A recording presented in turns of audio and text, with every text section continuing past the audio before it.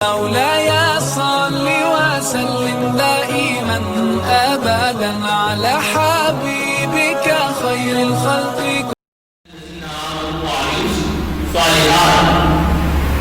کئی علماء نے بتایا کہ وہ لوگ جو ایمان لائے، ایمان لانے کے بعد انہوں نے ہمیں سامنے کیا، اپنے سامنے کیا نہیں کسی نے. حضرت معاذ رضی اللہ عنہ آپ فرماتے ہیں کہ کسی بھی عمل کا عمل سامنے کرنے کے لیے چار شرائط ہیں. جب تک وہ چار شرائط نہیں پائی جاتی تب تک تمہارا عمل نیک بھی نہیں کہلاتا، اور جس وقت وہ چار شرائط پائی جائیں گی اس وقت تمہارا عمل نیکی کہلائے گا. اس کے لیے وہ کہتے ہیں کہ پہلے نمبر پر کسی بھی عمل کو نیکی بننے کے لیے جو شرط ہے وہ یہ ہے کہ جو آپ کام کر رہے ہیں آپ اس کا علم ہے. آپ جس منزل کی طرف جانا چاہتے ہیں کیا اس مقام کا پتہ ہے آپ کو؟ اس جانے کو رستہ جاتا ہے کیا آپ اسے واقف ہیں؟ اس رستے میں کتنی پریشانیاں آتی ہیں کیا آپ اس سے علم ہے؟ اس رستے کے لیے کس قدر آپ کو ذات الہ کی ضرورت ہے کیا آپ نے اہتمام کر لیا ہے؟ جب انسان عمل کرنے لگتا ہے تو سب سے پہلے اس کا طریقہ یہ ہے کہ پہلے یہ غرور کے نماز کی حرکتیں کتنی ہیں، اسی جگہ دلیل کیا ہے، اور ہر جگہ دلیل کو، فرض کو، نفل کو، سنت کو ادا کرنے کا طریقہ کیا ہے، اس کا وقت کیا ہے. جب پوری ڈیٹیل کے ساتھ کسی بھی عمل کے متعلق آپ مکمل معلومات حاصل کر لیتے ہیں تو یہ پہلی شرط بھی ہوتی ہے، اگلے عمل کی پہلی شرط نیکی بھی ہوتی ہے.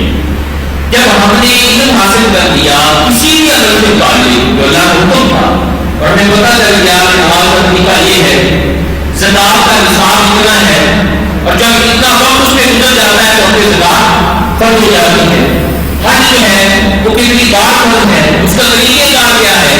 جب ہم نے مکمل ڈیٹیل کے ساتھ کسی بھی عمل کے کرنے کا طریقہ اور اس سے متعلقہ تمام علوم حاصل کر لیے تو کہتے ہیں پھر دوسرا نمبر آ جاتا ہے. اور دوسرے نمبر پر جب ہم عمل کرنے لگتے ہیں تو اس میں نیت کا مقام دوسرا ہوتا ہے. ہم یہ کام کرنا کیوں چاہتے ہیں، ہمارا اس عمل سے مقصد کیا ہے، اور نیت یہ ایسی چیز ہے کہ ہم صلی اللہ علیہ وسلم کے ساتھ باتیں انما الاعمال بالنیات، تم جو مرضی کر رہے ہو اس کا انتظام جو ہوگا وہ تمہاری نیتوں پر ہوگا. وہ تم حج بھی چلے جاؤ، وہ مسجد میں نماز پڑھنے آ جاؤ، وہ کسی کی خدمت کے لیے چلے جاؤ یا پڑھنے بیٹھو، تمہارے عمل کا تعلق تمہاری نیتوں کے ساتھ ہے. اور تیسرے نمبر پر کسی بھی عمل کو نیکی کرنے کے لیے جس چیز کی ضرورت ہوتی ہے وہ اخلاص ہوتا ہے. ہم اس بات کو جانتے ہیں کہ ہم صلی اللہ علیہ وسلم آپ ارشاد فرماتے ہیں باقی کائنات میں اللہ تعالیٰ نے ارشاد فرمایا کچھ لوگ ایسے ہوتے ہیں جب نیکی کرتے ہیں تو ہم ان کو نیکی کا 10 گنا عطا کرتے ہیں. کچھ لوگ ایسے ہوتے ہیں جب وہ نیکی کی عمل کرتے ہیں تو ہم اس کو 70 گنا عطا کرتے ہیں. کچھ لوگ ایسے ہوتے ہیں جب وہ نیکی کرتے ہیں تو 700 گنا عطا کرتے ہیں. اور کچھ ایسے لوگ ہوتے ہیں اللہ تعالیٰ ارشاد فرماتا ہے کہ ہم ان کو اتنا اجر دیتے ہیں اللہ یضاعف لمن یشاء. اگر سب انسان مل کے اس کا اندازہ لگانا چاہے تو ان کے بس کی بات نہیں ہے.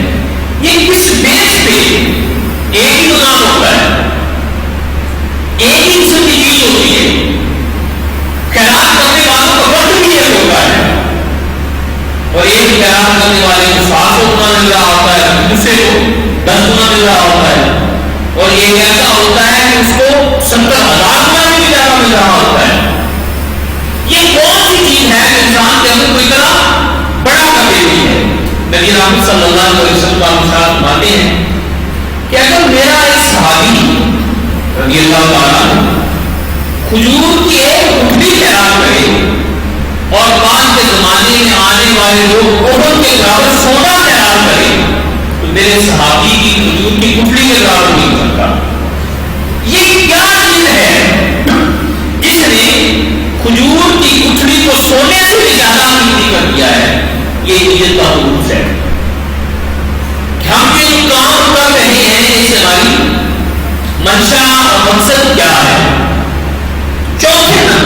ہمارے عمل کو عمل سہلے بننے کے لیے، ہمارے عمل کو نیکی کرنے کے لیے جس چیز کی ضرورت ہوتی ہے وہ صبر ہوتا ہے.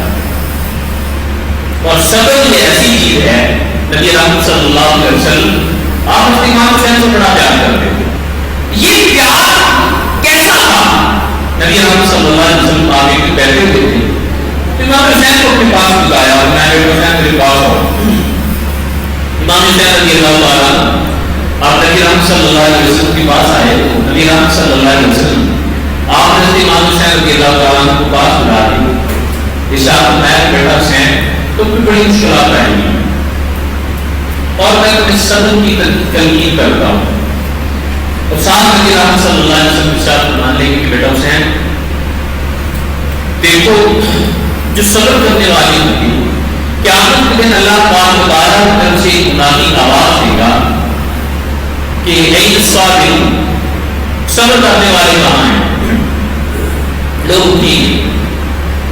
اور اللہ پاک تعالیٰ کی بارگاہ میں آئیں گے تو اللہ پاک تعالیٰ ارشاد فرمائے گا کہ ان بندوں کو شجرہ طوبیٰ کے نیچے لے چلو. نبی رحمت صلی اللہ علیہ وسلم ارشاد فرماتے ہیں ان کے شجرہ طوبیٰ کے نیچے لے جایا جائے گا اور اللہ پاک تعالیٰ ارشاد فرمائے گا کہ میرے ناموں کی بارش ہو. نبی رحمت صلی اللہ علیہ وسلم ارشاد فرماتے ہیں کہ ان لوگوں پہ اللہ پاک تعالیٰ اس طرح انعامات برسیں گے کہ دنیا کی راحتوں میں رہنے والے لوگ اس دن یہ خواہش کریں گے کہ کاش دنیا میں ہمیں بھی ستایا جاتا، ہمیں بھی دکھی نہیں آتی. اور نبی رحمت صلی اللہ علیہ وسلم ارشاد فرماتے ہیں وہ کہیں گے کہ کاش ہماری ہڈیاں توڑی جاتی اور ہمارے جسم سے کینچیوں کے ساتھ گوشت توڑ دیا جاتا. اور آج جو اللہ تعالیٰ اجر صبر کرنے والوں کو عطا فرما رہا ہے ہمارے نصیب میں بھی یہ ہوگا. چوتھے نمبر پر عمل سہلے کرنے کے لیے جس چیز کی ضرورت ہوتی ہے وہ صبر ہوتا ہے. اور نبی رحمت صلی اللہ علیہ وسلم ارشاد فرماتے ہیں کہ صبر کا